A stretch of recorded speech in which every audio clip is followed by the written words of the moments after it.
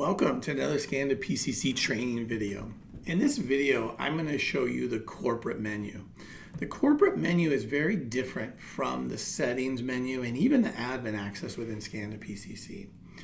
For reference, if you are an admin, you will have access to certain functions under the settings tab that are these right here for this single facility.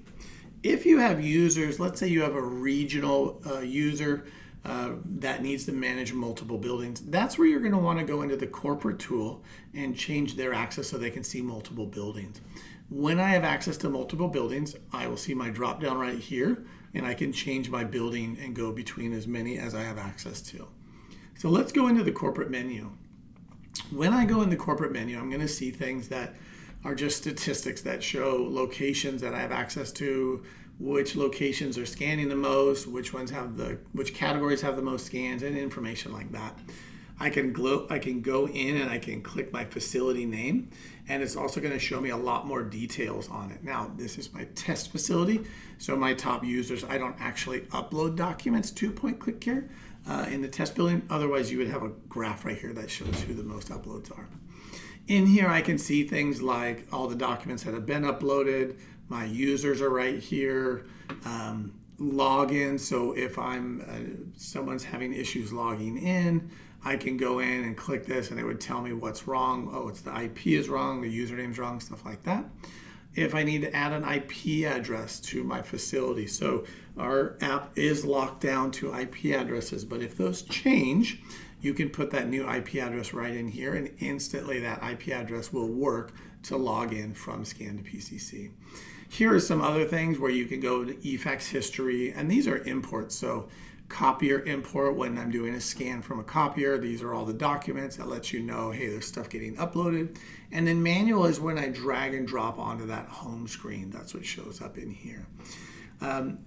Inside of here also you can see stats on your building, active users, stuff like that. One thing I want to really be careful about, or I want to explain to be careful about, is the user details. So let's take a look at my user, and I'm going to search all the users there. One thing I want to be really careful about is who I give corporate access to. Not everybody needs corporate access. You can have access to multiple buildings and not have corporate access. So let's say right here, I'm going to change my account and I don't want them to have this button, but I need them to see 3 or 4 buildings. I'm going to change this button right here from corporate access to no. And then these are my available buildings. So let's pretend when I start, these are all my available, and I only want them to have these 3 buildings. I turn on multiple site access and then I give them these 3 and then I hit save. If I want to give them all, obviously I can, and I can do that as well. That'll give them all access to all the buildings. Now, one thing to remember is if you give them all access, if I hit all right there, that will also include future buildings. So let's say you add a building in 2 months from now. If I had all before by hitting add all, I'm going to hit that one automatically as well. So pretty simple in here, but the 2 things I really preface: has corporate menu. You do not need that unless you want someone to come in here and make these changes. And then the big one in here is remote access. Now, as a company policy, we will not tell your users you even have this as an option. We like to allow you to make that decision. And only from this corporate menu can you give someone remote access. And what that means is, let's say I have remote access. Well, I can log in from any computer, anywhere, at any time. Our system is locked down to the United States, so you have to be within the United States, but anywhere in the United States, this would work.